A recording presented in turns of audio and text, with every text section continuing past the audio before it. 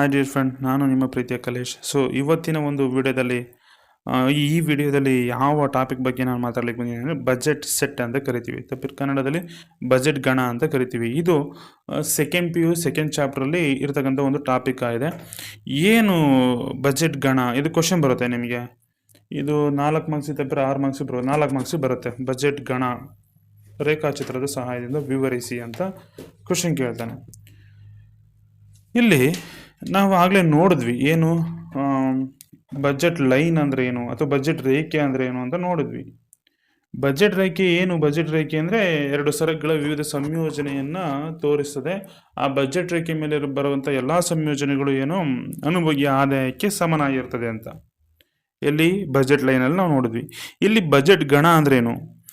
Budget ಗಣ ಅಂದರೆ ಅನುಭೋಗಿಯು ನಿರ್ದಿಷ್ಟ ಆದಾಯ ಮತ್ತು ನಿಗದಿತ ಮಾರುಕಟ್ಟೆ ಬೆಲೆಯಲ್ಲಿ ಅಥವಾ ದಟ್ ಮೀನ್ಸ್ ನಿರ್ದಿಷ್ಟ ಮಾರುಕಟ್ಟೆ ಬೆಲೆಯಲ್ಲಿ ಖರೀದಿಸಬಹುದಾದ 2 ಸರಕುಗಳ ಎಲ್ಲ ಸಂಯೋಜನೆಗಳ ಸಂಗ್ರಹವನ್ನು ಬಜೆಟ್ ಗಣ ಅಂತ ಕರಿತೀವಿ. ಬಜೆಟ್ ಗಣವು ಅನುಭೋಗ್ಯ ಆದಾಯಕ್ಕೆ ಸಮನಾದ ಸಂಯೋಜನೆಗಳಲ್ಲದೆ ಆದಾಯಕ್ಕಿಂತ ಕಡಿಮೆ ವೆಚ್ಚದ ಸಂಯೋಜನೆಗಳನ್ನು ಕೂಡ ಒಳಗೊಂಡಿರುತ್ತದೆ. ನಾವು ಬಜೆಟ್ ರೇಖೆಯಲ್ಲಿ ನೋಡಿದ್ವಿ. ಏನು ಬಜೆಟ್ ರೇಖೆಯಲ್ಲಿ ಅನುಭೋಗ್ಯ ಆದಾಯಕ್ಕೆ ಸಮನಾದ ಸಂಯೋಜನೆಗಳನ್ನ ಹೊಂದಿರುತ್ತೆ. ಯಾವುದು? ಬಜೆಟ್ ರೇಖೆ. ಬಜೆಟ್ ರೇಖೆ ಮೇಲೆ ಬರುವಂಥ ಎಲ್ಲ ಸಂಯೋಜನೆಗಳು. ಆದರೆ ಬಜೆಟ್ ಸೆಟ್ಟಲ್ಲಿ ನಾವೇನು ನೋಡ್ತೀವಿ ಅಂದರೆ ಅನುಭೋಗ್ಯ ಆದಾಯಕ್ಕೆ ಸಮನಾದ ಮತ್ತು ಅನುಭೋಗ್ಯ ಆದಾಯಕ್ಕಿಂತ ಕಡಿಮೆ ವೆಚ್ಚದ ಸಂಯೋಜನೆಗಳನ್ನು ಕೂಡ ನಾವಿಲ್ಲಿ ನೋಡ್ತೇವೆ. ಇಲ್ಲಿ ಅನುಭೋಗ್ಯ ಆದಾಯವನ್ನು ಎಂ ಅಂತ ನಾವು ಕನ್ಸಿಡರ್ ಮಾಡಿಕೊಂಡ್ರೆ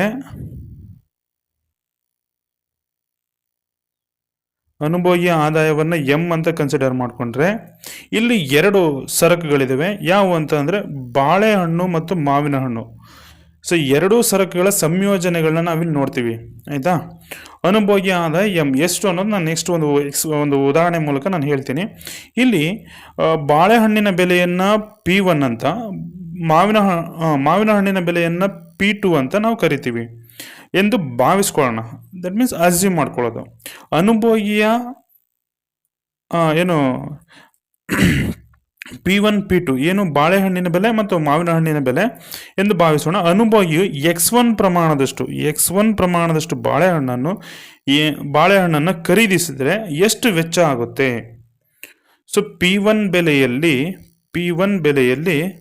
ಅನುಭೋಗಿ X1 ಪ್ರಮಾಣದ ಸರಕನ್ನು ಅಂದರೆ ಬಾಳೆಹಣ್ಣನ್ನು ಖರೀದಿ ಮಾಡಿದ್ರೆ ಎಷ್ಟು ವೆಚ್ಚ ಆಗುತ್ತೆ ಅನ್ನೋದು ನಾವು ನೋಡೋದಾದರೆ ಇಲ್ಲಿ P1 X1 ಅಂದರೆ ಬೆಲೆ ಮತ್ತು ಅವನು ಕೊಂಡುಕೊಂಡಂಥ ಪ್ರಮಾಣ ಎರಡನ್ನು ಮಲ್ಟಿಪ್ಲಿಕೇಶನ್ ಮಾಡಿದ್ರೆ ನಮಗೆ ಸಿಗುತ್ತೆ. ಅದೇ ರೀತಿ ಇನ್ನು ಮಾವಿನ ಹಣ್ಣನ್ನು X2 ಪ್ರಮಾಣದಷ್ಟು ಮಾವಿನ ಹಣ್ಣನ್ನು ಅವನು ಖರೀದಿಸಲಿಕ್ಕೆ ಹೋದರೆ ಎಷ್ಟು ವೆಚ್ಚ ಆಗುತ್ತೆ? ಅದನ್ನು ನೋಡೋದಾದರೆ ನಾವು P2 ಮತ್ತು X2 ಎರಡನ್ನೂ ಕೂಡ ಮಲ್ಟಿಪ್ಲಿಕೇಶನ್ ಮಾಡಿದ್ರೆ P2 ಮೀನ್ಸ್ ಮಾವಿನ ಹಣ್ಣಿನ ಬೆಲೆ, X2 ಮೀನ್ಸ್ ಮಾವಿನ ಹಣ್ಣಿನ ಪ್ರಮಾಣ. ಇವೆರಡನ್ನು ನಾವು ಮಲ್ಟಿಪ್ಲಿಕೇಶನ್ ಮಾಡಿದ್ರೆ ಅದಕ್ಕೆ ಎಷ್ಟು ಹಣ ವಿನಿಯೋಗಿಸ್ತಾನೆ ಅನ್ನೋದು ನಮಗಿಲ್ಲಿ ಗೊತ್ತಾಗುತ್ತೆ.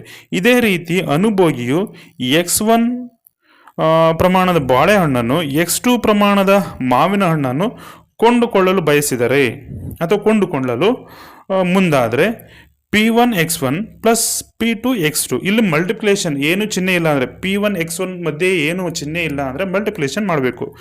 P1 X1 plus P2 X2 ಅಂದರೆ ಬಾಳೆಹಣ್ಣಿನ ಬೆಲೆ ಮತ್ತು ಬಾಳೆಹಣ್ಣಿನ ಪ್ರಮಾಣ ಎರಡನ್ನೂ ಮಲ್ಟಿಪ್ಲಿಕೇಶನ್ ಮಾಡಬೇಕು. ಮತ್ತು ಮಾವಿನ ಹಣ್ಣಿನ ಬೆಲೆ ಮತ್ತು ಮಾವಿನ ಹಣ್ಣಿನ ಪ್ರಮಾಣ ಎರಡನ್ನೂ ಮಲ್ಟಿಪ್ಲಿಕೇಶನ್ ಮಾಡಿದ್ರೆ ಅವನು ಎಷ್ಟು 2 ಸರಕುಗಳ ಮೇಲೆ ಎಷ್ಟು ವಿನಿಯೋಗಿಸ್ತಾನೆ, ಎಷ್ಟು ಖರ್ಚು ಮಾಡ್ತಾನೆ ಅನ್ನೋದು ನಮಗೆ ಇಲ್ಲಿ ಸಿಗುತ್ತೆ. ಅನುಭೋಗಿಯು ತನ್ನ ಆದಾಯಕ್ಕೆ ಸಮನಾದ ಅಥವಾ ಆದಾಯಕ್ಕಿಂತ ಕಡಿಮೆ ವೆಚ್ಚದ ಯಾವುದೇ ಸಂಯೋಜನೆಯನ್ನು ಆಯ್ಕೆ ಮಾಡಿಕೊಳ್ಬೋದು. ಹಾಗಾಗಿ ಏನು ಬಜೆಟ್ ಗಣದ ಸೂತ್ರ ಯಾವ ರೀತಿ ಇದೆ ಅಂದರೆ P1 X1 plus P2 X2 less than or equal M. ಅಂದರೆ ಇಲ್ಲಿ ಏನಾಗಿದೆ ಅಂದರೆ ಒಂದು ಅವನು ಕೊಂಡುಕೊಳ್ಳುವಂತಹ ಸಂಯೋಜನೆ ಏನಾಗಿರ್ತದೆ ಅಂದರೆ ಅವನ ಅನುಭೋಗಿಯ ಆದಾಯಕ್ಕೆ ಸಮನಾಗಿರ್ತದೆ. ಇಲ್ಲ, ಅನುಭೋಗಿಯ ಆದಾಯಕ್ಕಿಂತ ಕಡಿಮೆ ವೆಚ್ಚದ್ದಾಗಿರ್ತದೆ. ಹಾಗಾಗಿ P1x1 plus P2x2 less than or equal ಅಂತ ಹಾಕಿರೋದು. ಅಂದರೆ ಲೆಸ್ ದೆನ್ ಆರ್ ಅದಕ್ಕಿಂತ ಕಡಿಮೆ ಆಗ್ಬೋದು ಅಥವಾ ಅದಕ್ಕೆ ಈಕ್ವಲ್. ಯಾವುದಕ್ಕೆ? ಆದಾಯಕ್ಕೆ. ಎಂ ಅಂದರೆ ಆದಾಯ, ನಾನಾಗಲೇ ಹೇಳಿದ್ದೆ ಇಲ್ಲಿ. ಎಂ ಮೀನ್ಸ್ ಆದಾಯ. ಆದಾಯಕ್ಕೆ ಕಡಿಮೆ ಆಗ್ಬೋದು ಅಥವಾ ಆದಾಯಕ್ಕೆ ಈಕ್ವಲ್ ಆಗ್ಬೋದು. ಇದು ಏನು ಬಜೆಟ್ ಗಣದ ಸೂತ್ರ ಅಂತ ನಾವು ಕರಿತೀವಿ. ಇನ್ನು ನೆಕ್ಸ್ಟ್ ಒಂದು ಉದಾಹರಣೆ ಮೂಲಕ ನಾವು ನೋಡೋದಾದರೆ, ಒಬ್ಬ ಅನುಭೋಗಿ 20 ರೂಪಾಯಿನಷ್ಟು ಆದಾಯವನ್ನು ಹೊಂದಿದ್ದಾನೆ. ಎಷ್ಟು? 20 ರೂಪಾಯಿನಷ್ಟು ಆದಾಯವನ್ನು ಅವನು ಹೊಂದಿರೋದನ್ನು ನಾವಿಲ್ಲಿ ನೋಡ್ತೀವಿ. ಸೊ ಹೊಂದಿದ್ದು ಪ್ರತಿ ಮಾವಿನ ಹಣ್ಣು ಮತ್ತು ಬಾಳೆಹಣ್ಣಿನ ಬೆಲೆ, ಪ್ರತಿ ಮಾವಿನ ಹಣ್ಣು ಬಾಳೆಹಣ್ಣಿನ ಬೆಲೆ ತಲಾ 5 ರೂಪಾಯಿ. ಒಂದು ಮಾವಿನ ಹಣ್ಣಿಗೆ 5 ರೂಪಾಯಿ, ಒಂದು ಬಾಳೆಹಣ್ಣಿಗೆ 5 ರೂಪಾಯಿ ಸೊ ಗಳಾಗಿದ್ದಾರೆ. ಅನುಭೋಗಿಯು ಖರೀದಿಸಬಹುದಾದಂಥ ಸಂಯೋಜನೆಗಳು. ಸೊ ಈ ರೀತಿ 20 ರೂಪಾಯಿ ಇದೆ ಅವನ ಹತ್ರ. ಇಲ್ಲಿ ಮಾವಿನ ಹಣ್ಣಿನ ಬೆಲೆ 5 ರೂಪಾಯಿ, ಬಾಳೆಹಣ್ಣಿನ ಬೆಲೆ 5 ರೂಪಾಯಿ. ಸೊ ಯಾವ್ಯಾವ ಸಂಯೋಜನೆಗಳಲ್ಲಿ ಅವನು ಆ 20 ರೂಪಾಯಿನ ಎರಡೂ ಸರಕುಗಳ ಮೇಲೆ ವೆಚ್ಚ ಮಾಡಬಹುದು. ಇಲ್ಲಿ ನೋಡ್ಬೋದು ನಾವು 000 ಅಂದರೆ ಅನುಭೋಗಿ ಏನೂ ತಗೊಳ್ದೇನೂ ಇರ್ಬೋದು, ಅಥವಾ ಏನು ಮಾವಿನ ಹಣ್ಣನ್ನು ಪರ್ಚೇಸ್ ಮಾಡದೆ ಬರೀ ಬಾಳೆಹಣ್ಣನ್ನು ಒಂದು ಬಾಳೆಹಣ್ಣು ತೊಗೋಬೋದು. ಒಂದು ಬಾಳೆಹಣ್ಣು ತೊಗೊಂಡ್ರೆ ಎಷ್ಟು ಖರ್ಚಾಗುತ್ತೆ? 5 ರೂಪಾಯಿ ಖರ್ಚಾಗುತ್ತೆ, ಹೌದಲ್ಲ? 5 ರೂಪಾಯಿ ವೆಚ್ಚ ಆಗುತ್ತೆ. ಅದೇ ಇಲ್ಲಿ ಹೇಳ್ತಾ ಇರೋದು ಏನು, ಅನುಭೋಗಿ ಆದಾಯಕ್ಕೆ ಈಕ್ವಲ್ ಆಗ್ಬೋದು, ಅದಕ್ಕಿಂತ ಕಡಿಮೆ ವೆಚ್ಚದ ಸಂಯೋಜನೆ ಆಗ್ಬೋದು ಅಂತ. ಇಲ್ಲಿ ಇಲ್ಲ ಅಂದರೆ ಅವನು 2 ಬಾಳೆಹಣ್ಣು ತೊಗೋಬೋದು. 2 ಬಾಳೆಹಣ್ಣು ತೊಗೊಂಡ್ರೆ ಎಷ್ಟಾಗುತ್ತೆ? 10 ರೂಪಾಯಿ ವೆಚ್ಚ ಆಗುತ್ತೆ, ಇನ್ನು 10 ರೂಪಾಯಿ ಉಳಿಯುತ್ತೆ. ಇಲ್ಲಿ 3 ಬಾಳೆಹಣ್ಣು ತಗೋಬೋದು ಅಥವಾ 4 ಬಾಳೆಹಣ್ಣು ತಗೋಬೋದು. ಈ 4 ಬಾಳೆಹಣ್ಣು ತೊಗೊಂಡ್ರೆ ಏನಾಗುತ್ತೆ? 20 ರೂಪಾಯಿಗೆ ಈಕ್ವಲ್ ಆಗುತ್ತೆ. ಆಮೇಲೆ ಇಲ್ಲ ಅಂದರೆ ಅವನು 1 ಮಾವಿನ ಹಣ್ಣು ತೊಗೋಬೋದು, ಬಾಳೆಹಣ್ಣು ತಗೊಳ್ದೇನೂ ಇರ್ಬೋದು. ಇಲ್ಲಾಂದರೆ 1 ಮಾವಿನ ಹಣ್ಣು ಇನ್ನೊಂದು ಬಾಳೆಹಣ್ಣು ತೊಗೋಬೋದು. ಇಲ್ಲ 1 ಮಾವಿನ ಹಣ್ಣು 2 ಬಾಳೆಹಣ್ಣು ತೊಗೋಬೋದು. 1 ಮಾವಿನ ಹಣ್ಣು 3 ಬಾಳೆಹಣ್ಣು ತೊಗೋಬೋದು. ಇಲ್ಲ ಅವನು ಬರೀ 2 ಮಾವಿನ ಹಣ್ಣು ತೊಗೋಬೋದು. ಇಲ್ಲ ಅವನು 2 ಮಾವಿನ ಹಣ್ಣು 1 ಬಾಳೆಹಣ್ಣು ತೊಗೋಬೋದು. ಇಲ್ಲ ಅವನು ಏನು ಮಾಡ್ಬೋದು? 2 ತೊಗೋಬೋದು. ಬಾಳೆಹಣ್ಣು ಮತ್ತು ಮಾವಿನ ಹಣ್ಣು ಎರಡನ್ನೂ ಕೂಡ 2 ತೊಗೋಬೋದು. ಇಲ್ಲಾಂದರೆ ನೆಕ್ಸ್ಟು 3 ಮಾವಿನ ಹಣ್ಣು ತೊಗೊಂಡು ಬಾಳೆಹಣ್ಣು ತೊಗೊಳ್ದೇ ಇರ್ಬೋದು. ಇಲ್ಲಾಂದರೆ 3 ಮಾವಿನ ಹಣ್ಣು ತಪ್ಪಿದ್ರೆ 3 ಮಾವಿನ ಹಣ್ಣು 1 ಬಾಳೆಹಣ್ಣು ತೊಗೋಬೋದು. ಈ ರೀತಿ. ಮತ್ತು ಇಲ್ಲ ಅಂದರೆ ಪೂರ್ತಿ ಕಂಪ್ಲೀಟಾಗಿ 4 ಮಾವಿನ ಹಣ್ಣು ತೊಗೋಬೋದು. 4 ಮಾವಿನ ಹಣ್ಣು ತೊಗೊಂಡ್ರೆ ಏನಾಗುತ್ತೆ? 20 ರೂಪಾಯಿ ಈಕ್ವಲ್ ಆಗುತ್ತೆ. ಸೊ ಈ ರೀತಿ ಸಂಯೋಜನೆಗಳನ್ನ ನಾವು ತಗೋಬೋದು. ಸೊ ಈ ಸಂಯೋಜನೆಗಳಲ್ಲಿ ನಾನು ಏನು ರೌಂಡ್ ಮಾರ್ಕ್ ಮಾಡಿದ್ನಲ್ಲ, ಆ ಸಂಯೋಜನೆಗಳು ಏನಾಗಿರ್ತವೆ ಅಂದರೆ ಅನುಭೋಗಿಯ ಆದಾಯಕ್ಕೆ ಈಕ್ವಲ್ ಆಗಿರುತ್ತೆ. ಸೊ ಅವನು ಕಂಪ್ಲೀಟಾಗಿ 4 ಬಾಳೆಹಣ್ಣು ತೊಗೋಬೋದು, ಮಾವಿನ ಹಣ್ಣು ತೊಗೊಳ್ದೇನೆ. ಇಲ್ಲ ಅವನು 1 ಮಾವಿನ ಹಣ್ಣು ತೊಗೊಂಡು 3 ಬಾಳೆಹಣ್ಣು ತೊಗೋಬೋದು. ಇಲ್ಲ 2 ತೊಗೋಬೋದು. ಇಲ್ಲ 3 ಮಾವಿನ ಹಣ್ಣು ತೊಗೊಂಡು 1 ಬಾಳೆಹಣ್ಣು ತೊಗೋಬೋದು. ಇಲ್ಲ ಅವನು ಕಂಪ್ಲೀಟಾಗಿ 4 ಮಾವಿನ ಹಣ್ಣು ತೊಗೊಂಡು ಬಾಳೆಹಣ್ಣು ತೊಗೊಳ್ದೇನೂ ಇರ್ಬೋದು. ಈ ಸಂಯೋಜನೆಗಳ ಮೇಲೆ ಅವನು ಇನ್ವೆಸ್ಟ್ ಮಾಡಿದರೆ ಖರ್ಚು ಮಾಡಿದ್ರೆ ಅವನ ಆದಾಯಕ್ಕೆ ಆ ಸಂಯೋಜನೆಗಳು ಸಮನಾಗಿರ್ತವೆ.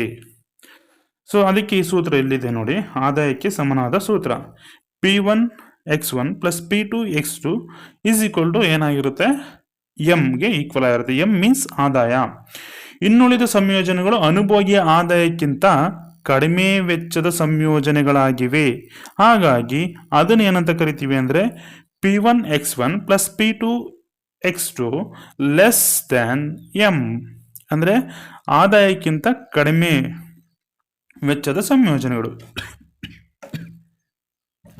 ಇಲ್ಲಿ ಬಜೆಟ್ ಪರಿಮಿತಿಯಿಂದಾಗಿ ಅನುಭೋಗಿಯು 3 ಅಥವಾ 4, 5 ಸಂಯೋಜನೆಗಳನ್ನ ಖರೀದಿಸಲು ಸಾಧ್ಯವಿಲ್ಲ. ಯಾಕೆ? ಇಲ್ಲಿ ನೋಡಿ, ಇಲ್ಲಿ ಅನುಭೋಗಿಯ ಆದಾಯದ ರೇಖೆ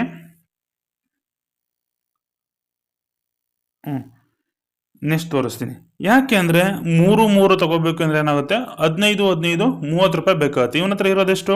20 ರೂಪಾಯಿ. ಸೊ ಇಲ್ಲಿ 4, 5 ತಗೋಬೇಕು ಅಂದರೆ 4 ಮಾವಿನ ಹಣ್ಣು 5 ಬಾಳೆಹಣ್ಣು ತಗೋಬೇಕು ಅಂದರೆ ಎಷ್ಟು ಬೇಕಾಗುತ್ತೆ?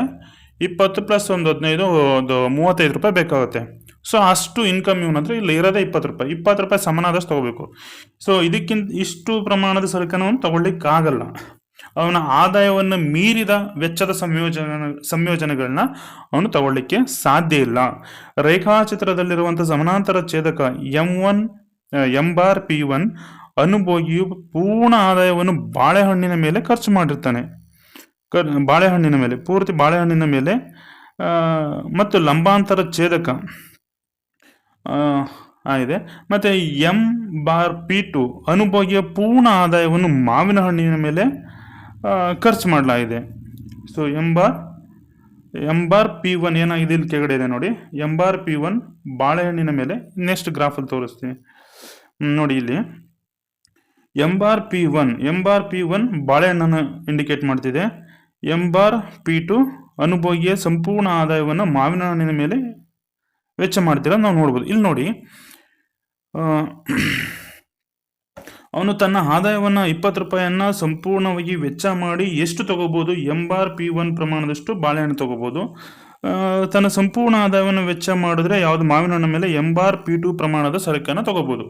ಸೊ ಬೇರೆ ಬೇರೆ ಅಂದರೆ ಆದಾಯಕ್ಕಿಂತ ಕಡಿಮೆ ಇರುವಂಥ ಸಂಯೋಜನೆಗಳು, ಆದಾಯಕ್ಕಿಂತ ಕಡಿಮೆ ಇರುವ ಸಂಯೋಜನೆಗಳು, ಅಥವಾ ಏನು ಒಂದು ಬಾಳೆಹಣ್ಣು ಅಥವಾ 2 ಬಾಳೆಹಣ್ಣು 3 ಬಾಳೆಹಣ್ಣು ಅಥವಾ ಎರಡೂ ಒಂದೊಂದು ತಗೊಂಡ್ರೆ ಅವೆಲ್ಲವೂ ಕೂಡ ಎಲ್ಲಿ ಬರ್ತದೆ? ಇಲ್ಲಿ ಬರ್ತದೆ. ಇದು ಈ ಒಂದು ಜಾಗದಲ್ಲಿ ಇದನ್ನ ಬಜೆಟ್ ಗಣ ಅಂತ ಕರಿತೀವಿ, ಬಜೆಟ್ ಸೆಟ್ ಅಂತ ಕರಿತೀವಿ ಈ ಪ್ಲೇಸನ್ನು. ಈ ಪ್ಲೇಸಲ್ಲಿ ಅವು ಬರೋದನ್ನು ನಾವು ಕಾಣ್ಬೋದಾಗಿದೆ ಈ ಸಂಯೋಜನೆಗಳು. ಇನ್ನು ಮಿಕ್ಕವು ಏನಾಗಿದೆ, ನಾನು ಹೇಳಿದ್ನಲ್ಲ 4:0, 3:1, 2:2, 1:3, 0:4 ಅಂತ ಹೇಳಿದ್ನಲ್ಲ, ಅವೆಲ್ಲೂ ಕೂಡ ಏನಾಗ್ತವೆ ಇಲ್ಲಿ ಬಜೆಟ್ ರೇಖೆ ಮೇಲೆ, ಇಲ್ಲಿ ರೇಖೆ ಮೇಲೆ ಬರೋದನ್ನು ನಾವು ಕಾಣ್ಬೋದಾಗಿದೆ. ಬಜೆಟ್ ರೇಖೆ ಮೇಲೆ ಬರೋದನ್ನು ನಾವು ಕಾಣ್ಬೋದಾಗಿದೆ. ಹಾಗಾಗಿ ಈ ಬಜೆಟ್ ರೇಖೆ ಮೇಲೆ ಬರುವಂಥ ಎಲ್ಲ ಸಂಯೋಜನೆಗಳು 20 ರೂಪಾಯಿಗೆ ಸಮನಾಗಿರ್ತವೆ. ಇನ್ನು ಮಿಕ್ಕುಳಿದಂಥ ಎಲ್ಲ ಸಂಯೋಜನೆಗಳು ಈ ಬಜೆಟ್ ರೇಖೆಯ ಕೆಳಭಾಗದಲ್ಲಿ, ಇಲ್ಲಿ ಕೆಳಭಾಗದಲ್ಲಿ ಬರ್ತವೆ. ಹಾಗಾಗಿ ಅವೇನಾಗಿರ್ತವೆ? 20 ರೂಪಾಯಿಗಿಂತ ಕಡಿಮೆ ವೆಚ್ಚದ ಸಂಯೋಜನೆಗಳು ಆಗಿರ್ತವೆ. ಸೊ ಇದಿಷ್ಟು ಏನಾಗಿದೆ ಬಜೆಟ್ ಗಣ ಅಂತ ನಾವು ಈ ಒಂದು ಟಾಪಿಕ್ ಬಗ್ಗೆ ನಾನಿಲ್ಲಿ ಚರ್ಚೆ ಮಾಡಿದ್ದೀನಿ. ಇಲ್ಲಿ ನೋಡಿ, P1x1 + P2x2 = M ಅಂದರೆ ಈ ಬಜೆಟ್ ರೇಖೆ ಮೇಲೆ ಬರುವಂಥ ಎಲ್ಲ ಸಂಯೋಜನೆಗಳು ಏನಾಗಿರ್ತವೆ 20 ರೂಪಾಯಿ ಅಥವಾ ಎಮ್ಗೆ ಈಕ್ವಲ್ ಆಗಿರುತ್ತೆ ಅನ್ನೋದು ಇದರ ಕಾನ್ಸೆಪ್ಟು. ಸೊ ಈ ವಿಡಿಯೋವನ್ನು ಯಾರೆಲ್ಲ ನೋಡ್ತಾ ಇದ್ರು ಎಲ್ಲರಿಗೂ ಕೂಡ ಥ್ಯಾಂಕ್ಸ್ ಹೇಳಲಿಕ್ಕೆ ಇಷ್ಟಪಡ್ತೀನಿ. ಸೊ ನಿಮ್ಮ ಏನು ಸಿಸ್ಟರ್ಸ್ ಆಗಿರ್ಬೋದು, ಬ್ರದರ್ಸ್ ಆಗಿರ್ಬೋದು, ಯಾರೆಲ್ಲ ಸೆಕೆಂಡ್ PUC ಇದ್ದಾರೆ ಅವರಿಗೆ ಶೇರ್ ಮಾಡಿ. ಸೊ ಹಾಗಾಗಿ ಅವರಿಗೂ ಕೂಡ ಒಂದು ಹೆಲ್ಪ್ ಆಗುತ್ತೆ ಅಂತ ಹೇಳಲಿಕ್ಕೆ ಇಷ್ಟಪಡ್ತೀನಿ. ಮತ್ತು ನನ್ನ ಯೂಟ್ಯೂಬ್ ಚಾನಲ್ ಯಾರ್ಯಾರು ಸಬ್ಸ್ಕ್ರೈಬ್ ಆಗಿಲ್ಲ ಎಲ್ಲರೂ ಕೂಡ ಸಬ್ಸ್ಕ್ರೈಬ್ ಆಗಿ ಅಂತ ಹೇಳಲಿಕ್ಕೆ ಇಷ್ಟಪಡ್ತೀನಿ. So thank you so much.